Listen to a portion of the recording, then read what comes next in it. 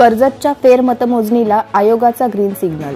अपक्ष उमेदवार सुधाकर घारे यांची मागणी मान्य. कर्जत विधानसभा मतदारसंघात अपक्ष निवडणूक लढलेले सुधाकर परशुराम घारे यांचा 5694 मतांनी पराभव झाला. शिवसेना महायुतीचे महेंद्र थोरवे यांना घारे यांनी अटीतटीशी लढत दिली होती. मात्र या निसटत्या पराभवाने त्यांच्या मनात शंकेची पाल चुकचुकली. त्यामुळे त्यांना फेरमतमोजणीची मागणी केली होती.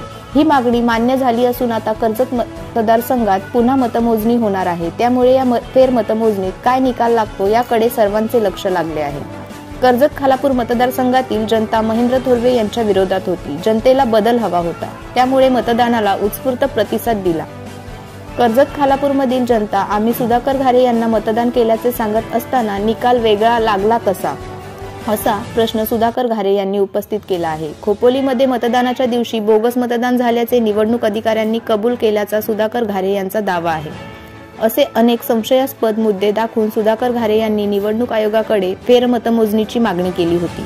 विधानसभेसाठी 20 नोव्हेंबरला मतदान झाले आणि 23 नोव्हेंबर रोजी मतमोजणी झाली. या निवडणुकीत कर्जत खालापूर मतदारसंघातून शिवसेनेचे विजयी महेंद्र थोरवे यांना 94,871 मते मिळाली, तर दुसऱ्या क्रमांकाची 89,177 मते सुधाकर घारे यांना मिळाली आहेत. घारे यांच्या अवघ्या 5,694 मतांनी पराभव झाला. एकूण 26 पैकी 22 फेऱ्यांमध्ये सुधाकर घारे आणि विजयी उमेदवार महेंद्र थोरवे यांच्यात जोरदार रस्सीखेच होती.